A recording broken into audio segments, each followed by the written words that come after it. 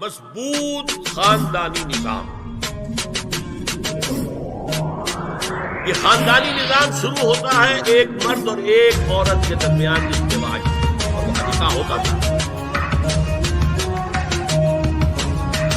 ان دونوں کے درمیان جتنی محبت ہوگی، جتنا قرب ہوگا، جتنا باہمی اعتماد ہوگا، اتنا ہی خاندان مضبوط ہوگا. اس لیے کہ یہ فرسٹ ڈائمنشن ہے خاندان. اب شوہر اور بیوی کو اللہ نے اولاد دے دی. سیکنڈ ڈائمنشن ہے ایڈڈ ناؤ. استحکام خاندان کے لیے ضروری ہے کہ اولاد والدین کا ادب کرے، ان کی خدمت کرے ان کے بڑھاپے. یہ کہنے کی ضرورت نہیں تھی کہ اولاد سے محبت کرو، اولاد کی محبت تو دل میں ہے ہی ہے. اور اس کے لیے تو یہ کہنا پڑتا زیادہ محبت نہ کرو، زیادہ لاڈ پیار کرو گے بگڑ جائیں گے. ان کے محبت کی وجہ سے حرام میں منہ نہ مارو، انہیں اچھا کھلانا، اچھا پہنانا، یہ روکا گیا ہے. کہیں نہیں کہا گیا اپنی اولاد سے محبت کرو، وہ تو ہے کریں گے.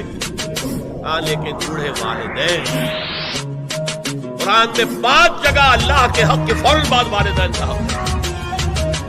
وَقَضَىٰ رَبُّكَ أَلَّا تَعْبُدُوا إِلَّا إِيَّاهُ وَبِالْوَالِدَيْنِ إِحْسَانًا أَنِ اشْكُرْ لِي وَلِوَالِدَيْكَ.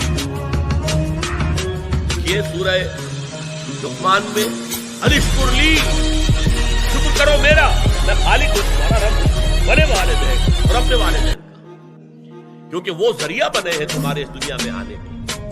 اور تم جب چھوٹے سے تھے انہوں نے پالا پوسا، اپنا پیٹ کاٹ کر تمہیں کھلایا ہے، اپنی رات کی نیندیں حرام کر کے تمہیں پالا.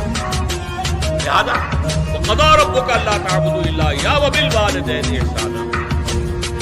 اور تیسری ڈائمنشن بہن بھائیوں میں رشتہ، اولو الارحام،